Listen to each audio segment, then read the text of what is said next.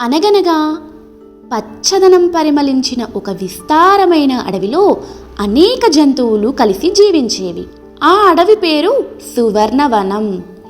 అక్కడ పెద్ద పెద్ద వృక్షాలు ఆకాశాన్ని తాకేవి, నదులు పాడుతూనే ప్రవహించేవి, పక్షుల గూళ్ళు ఉదయాన్నే పలకరించేవి.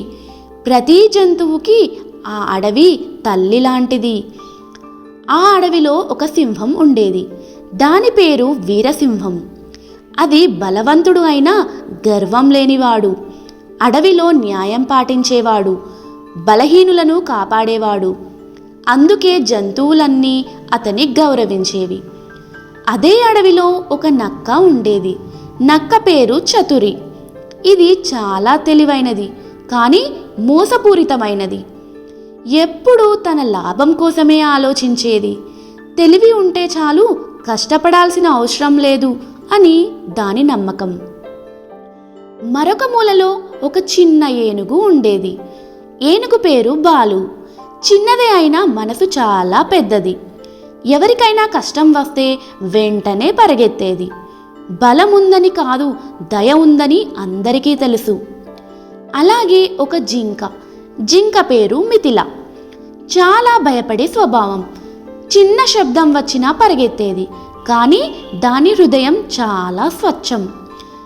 ఇలా అడవిలో జీవితం ప్రశాంతంగా సాగుతుండగా ఒక సంవత్సరం భయంకరమైన ఎండాకాలం వచ్చింది. వర్షాలు పడలేదు, నది నీరు తగ్గిపోయింది, చెట్లు ఎండిపోతున్నాయి. జంతువులందరికీ ఆహారం దొరకడం చాలా కష్టమైంది. ఒకరోజు వీరసింహం అందరినీ పిలిచింది.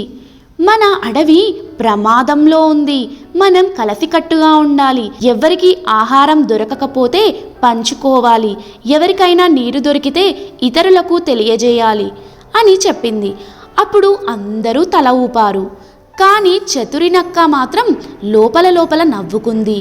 పంచుకోవడమంట, వీళ్ళంతా అమాయకులు, నేను మాత్రం నా తెలివితో బతుకుతాను అనుకుంది. కొన్ని రోజులకు అడవిలో ఒక రహస్య నీటి గుంటను చతురి కనుక్కుంది. అది పెద్ద వృక్షం కింద దాగి ఉంది. అక్కడ స్వచ్ఛమైన నీరు ఉంది, కానీ చతురినక్క ఎవ్వరికీ చెప్పలేదు. ప్రతిరోజు రాత్రి ఒంటరిగా వెళ్ళి నీరు తాగేది. ఇతర జంతువులు దాహంతో బాధపడుతున్నా అది పట్టించుకోలేదు. ఇదే సమయంలో చిన్న ఏనుగు బాలు మాత్రం నీటి కోసం రోజు దూరం వెళ్ళేది. ఒకరోజు అది అలసిపోయి నేలపై కూర్చుంది. అప్పుడు మిథిల జింక వచ్చింది. బాలు, నువ్వు బాగున్నావా అని అడిగింది.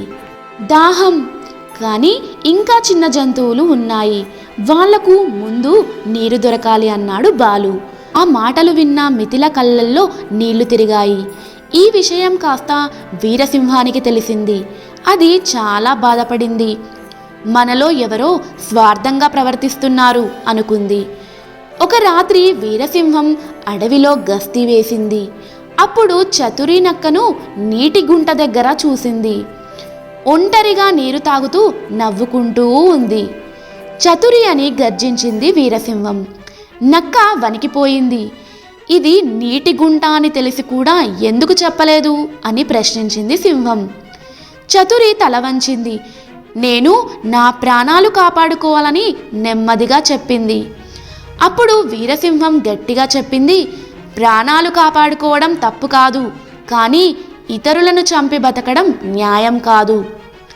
అన్ని జంతువుల్ని పిలిచి నీటి గుంటను చూపించింది. అందరూ ఆనందపడ్డారు. బాలు ఆనందంతో తన తొండంతో నీటిని చిన్న జంతువులకు అందించాడు.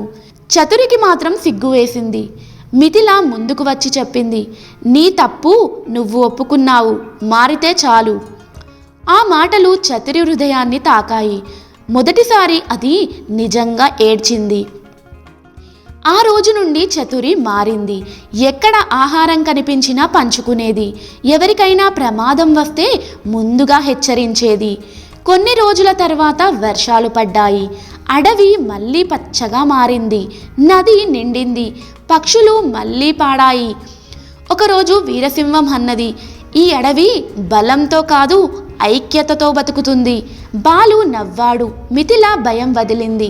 చతురి నిజమైన తెలివి అంటే మోసం కాదు, మానవత్వం అని అర్థం చేసుకుంది. ఆ రోజు సువర్ణవనం నిజంగా బంగారంలా మెరిసింది. దీనివల్ల నీతి, స్వార్థంతో బతికిన జీవితం తాత్కాలికం, సహకారం, దయ, ఐక్యతతో బతికితేనే శాశ్వత ఆనందం. ఇలాంటి మరిన్ని కథలు కావాలంటే ఇప్పుడే ఈ ఛానల్ని లైక్ చేయండి, సబ్స్క్రైబ్ చేయండి.